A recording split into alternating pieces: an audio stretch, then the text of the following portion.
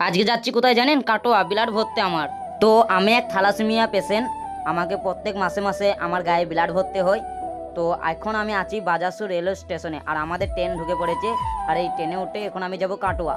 তো এই আগের ভিডিওতে আপনাদেরকে দেখিয়েছিলাম 2-3 বার আমি এক থ্যালাসেমিয়া পেশেন্ট কিভাবে জীবনযাপন করে, সেটাই আপনাদের সামনে তুলে ধরবো আজকে। তো আপনারা তো সবই জানেন আমি এক থ্যালাসেমিয়া পেশেন্ট। তো আপনারা আমাকে বেশি বেশি করে সাপোর্ট করুন, আপনারা আমার পাশে থাকলে আমার খুবই ভালো লাগবে। আর এখন আছি ডাক্তারখানায়, আর এই রিপোর্ট নিয়ে বসে আছি, আর ডাক্তার আসবে, এসে আমি ভর্তি হয়ে যাব। আর ভর্তি হয়ে আজকে আমি কি কি করব সারাদিন সবটাই আপনাদের সামনে এই ভিডিওটা তুলে ধরবো। আপনারা এই ভিডিওটা শেষ অবধি দেখতে থাকুন। একটা থ্যালাসেমিয়া পেশেন্ট কিভাবে কষ্ট করে এই ভিডিওর মাধ্যমে জানতে পারবেন। তো ব্লাডের প্যাকেটটা নিয়ে এখন আমি দাঁড়িয়ে আছি, আর আমার কিছুক্ষণের মধ্যেই ব্লাডটা আমার শরীরে চালিয়ে দিবে। তা দেখুন আমার ব্লাডটা আমার শরীরে চালিয়ে দিয়েছে, আর এখন আমি শুয়ে পড়েছি। 5 ঘন্টা পর রক্তটা শেষ হবে।